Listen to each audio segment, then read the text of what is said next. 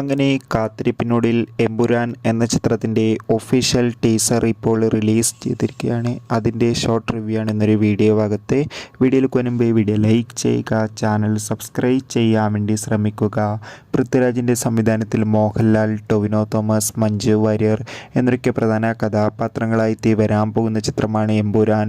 എല്ലാ സിനിമാ പ്രേമികളും ഒരേപോലെയാണ് എമ്പുരാൻ എന്ന ചിത്രത്തിൻ്റെ ഓരോ അപ്ഡേഷനും അറിയാൻ വേണ്ടി കാത്തിരുന്നത്.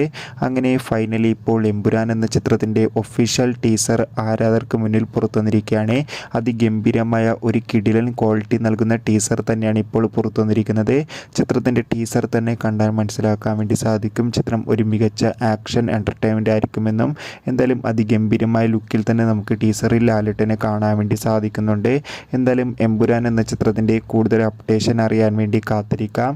ചിത്രം മാർച്ച് 27 തിയേറ്ററുകളിൽ എത്തുമെന്ന് ഒഫീഷ്യലായി കൺഫേം ആക്കിയിട്ടുണ്ട്. കാത്തിരിക്കാം. എത്ര പേരാണ് എമ്പുരാൻ എന്ന ചിത്രത്തിൻ്റെ റിലീസിനായി കാത്തിരിക്കുന്നു? കമൻറ്റ് ചെയ്യൂ. ബൈ.